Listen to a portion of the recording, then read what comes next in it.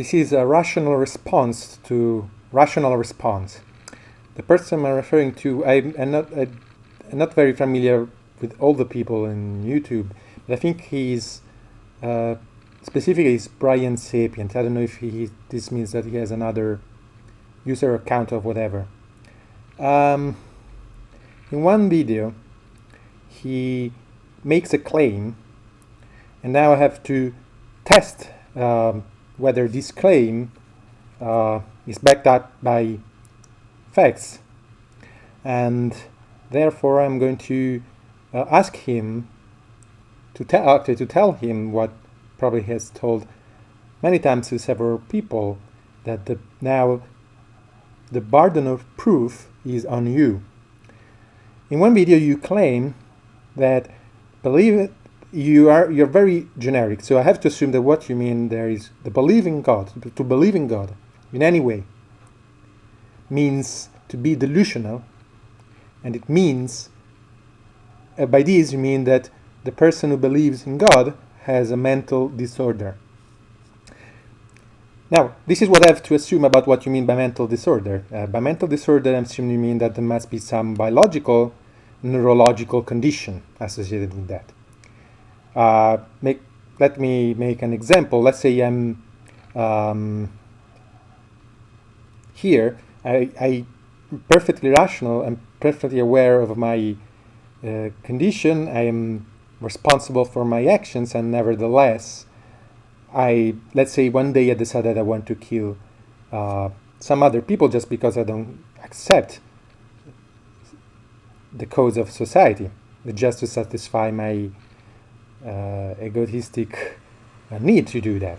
Of course, I'm liable for my actions, and I would be in no way considered mentally disordered. So if one is considered mentally disordered, this means that he has a condition, and if he has a condition, it must be some way connected to a neurological, biological issue.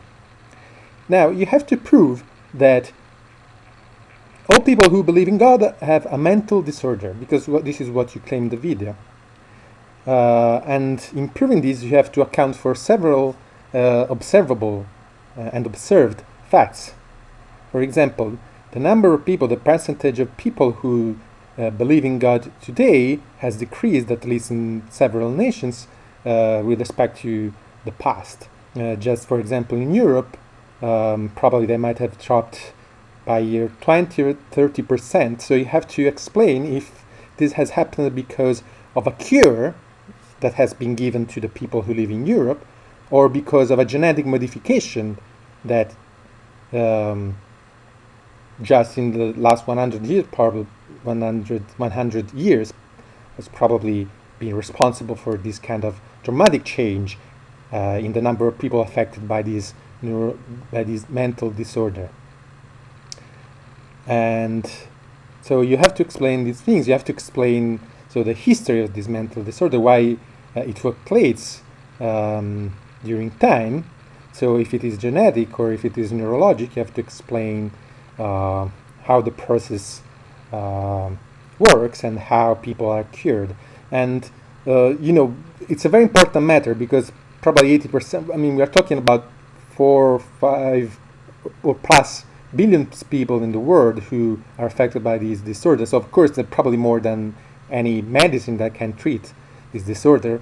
Probably many psychologists and psychiatrists also might suffer of this disorder. So I don't see any cure. So this is a very dramatic fact that you're pointing out, and also maybe also with the personal experience, because looking around at the videos that you made connect to this issue, you also at some point in one of them claim that you yourself believed. So with your personal experience, if this is a disorder, you could tell us how you think it was cured.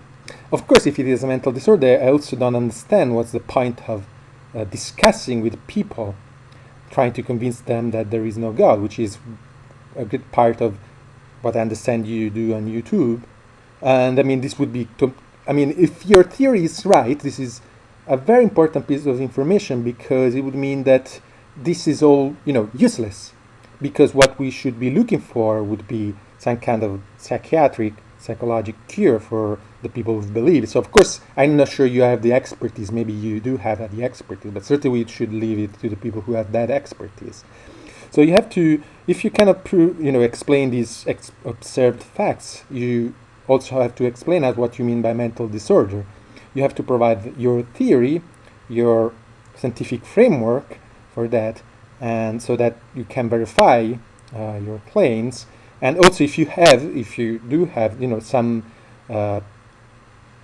publication that in qualified journals that justifies your claim. I'm not aware of it, but it could be that some people have published something claiming exactly what you are claiming. So, but that doesn't automatically mean that this is accepted by mainstream or is considered a reputable and valid point.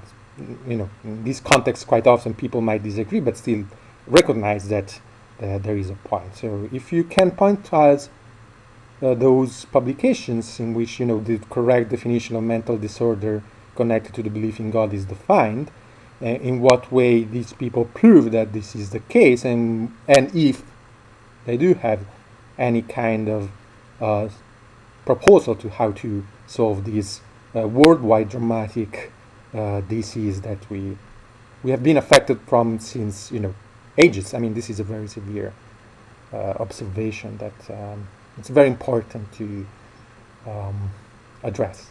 Thank you.